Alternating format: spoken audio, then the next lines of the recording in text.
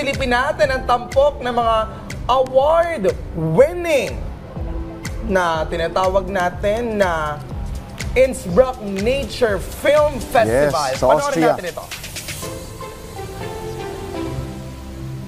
Ay, mamaya natin.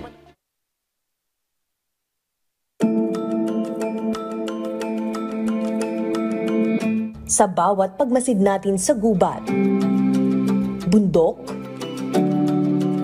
at ilog, ramdam natin ang kalmadong kalikasan.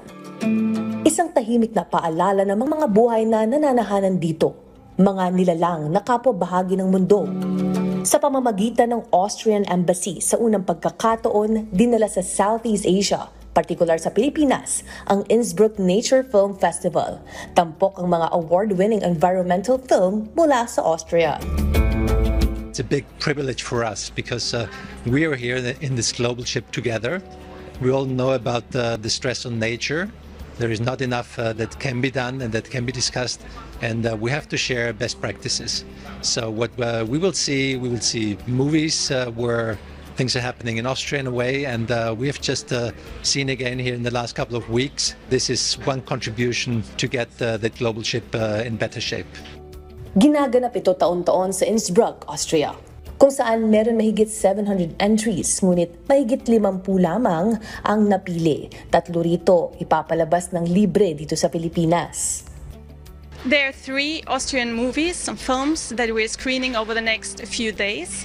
So that's Wild Innsbruck, Wild Vienna, and The Return of the Aurochs. They're dealing with nature in cities, but also with rewilding ecosystems, rewilding nature in Europe. We're very, very proud that the Innsbruck Nature Film Festival is coming to Asia for the first time, and even more proud that it is coming to the Philippines. Kasama rin sa lineup ang isang local nature film na Iyo ang Dagat ng Large Marine Vertebrates Research Institute Philippines. Ang Innsbruck Nature Film Festival ay paalala na may buhay sa bawat gubat, ilog at bundok na unti-unting nasisira ng tao. Sa unang pagkakataong ito na makakapanood ng mga Pilipino ng mga obra na nagmula sa Austria, sana'y magsilbing inspirasyon ito upang mas pahalagahan ang ating kagubatan, dagat at kabundukan.